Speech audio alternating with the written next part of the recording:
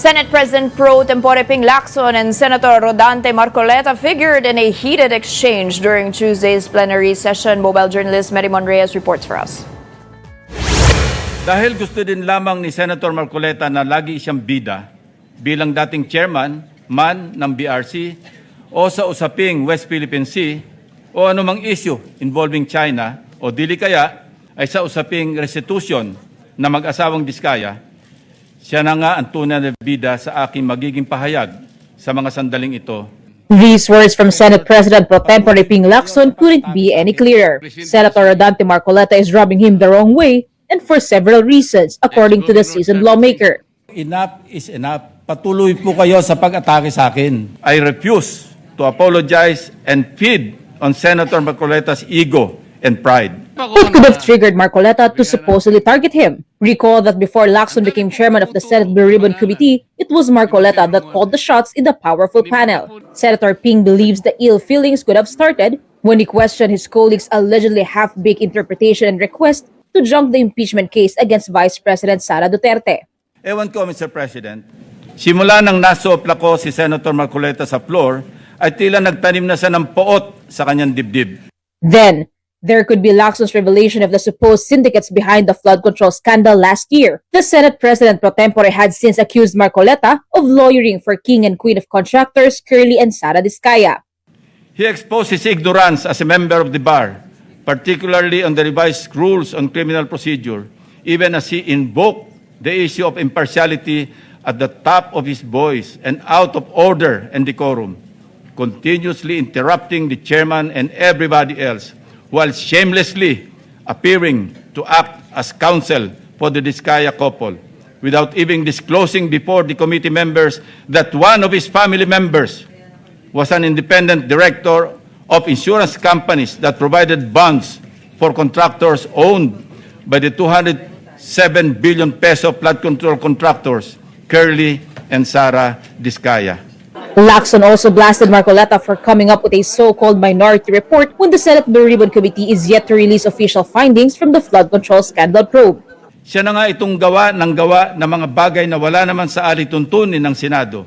Pagkatapos, ako ang pagbibintangan niya na epal, wala sa lugar, wala sa hulog.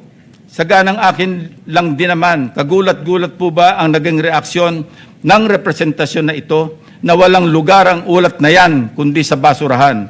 Then, it's Marcoleta's turn to hit back. Po yung nagtataka ginong Pangulo, pagka po pala si Senator Ping Lacson ang magdi-deliver ng privilege speech, wala pa po tayong nate-take up na kahit ano. Siya pala'y masyadong special dito sa chamber natin. Kasi po, pagka kami, lalong-lalo na ako, minsan patatapusin na lahat muna. Aabot po ng halos alas 7 hanggang alas 8 ng gabi. Kaya kung minsan po, pag ako nagdi-deliver ng speech, wala na si Senator Lacson. Ganun po pala siya ka-importante. At this point, other senators chimed in. Nangyari po kasi kahapon, just sa speech ni Senator Marcoleta, with due respect to the two sides, binanggit po niya yung pangalan ni Senator Lacson. So, it is obvious that Senator Lacson would like to respond. So, usually, when it is personal and collective privilege, especially when they're trying to defend themselves, kasi gusto mong i-depensa ng sarili mo, binibigyan po natin ng pagkakataon. Ang senador na tumayo at any given point in time.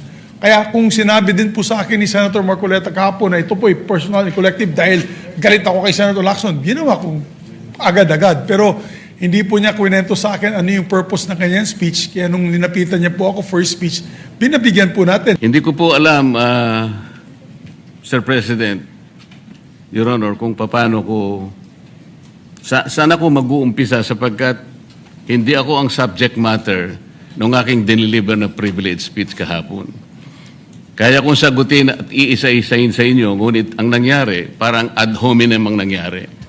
Sa akin po, natutukoy lahat ang inyong privilege speech ngayon, samantalang ang inaasahan ko ay sasagutin nyo yung privilege speech kahapon. Negative po. Siguradong hindi po yon.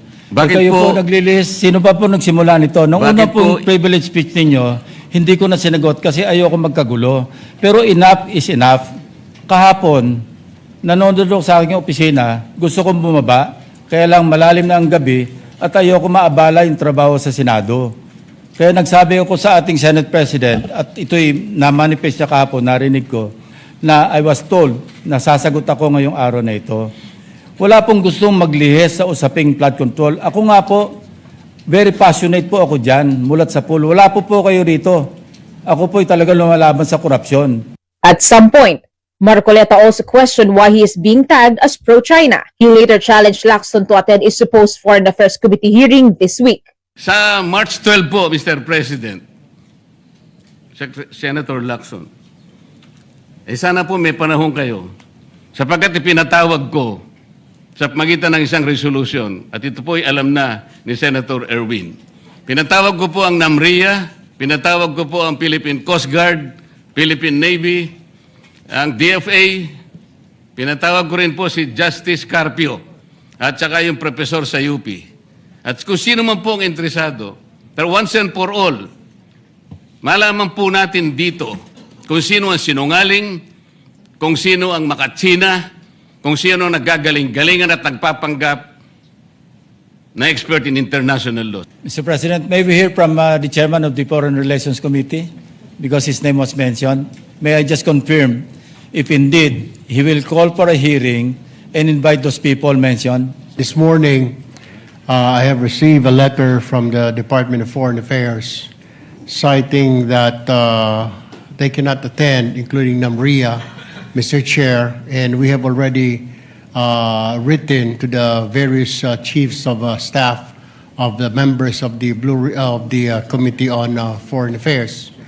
They cited, including NAMRIA, that they cannot attend because of the fact that it is a matter of national security, Mr. President. And I also have a copy that will be sent to your office, Mr. President. The reason given by NAMRIA, the Armed Forces of the Philippines. The gentleman from Pampanga and Tarlac is confirming something that is not confirmed. When Marcoleta insisted that there's already a date for the hearing, Lacson was adamant. This is something between the chairman of the Foreign Relations Committee and the gentleman from Tarlac and Pampanga, Mr. President. Hindi po, tinatanong ko po kayo. No, kasi, I don't know Administrative Order number 229. Oh, hindi po ninyo alam, sasabihin ko sa inyo. I don't Ulitin need to ko. know, Mr. President. I'm not interested. Hindi po ako rin interesado sa sinasabi ninyo. In the end, Lacson's privileged speech, Marcoleta's reply, and all other responses that came out of the two senators square off at the plenary were all referred to the Upper Chamber's Rules Committee. Kapatid Mobile journalist Mary Monreyes, we are One News.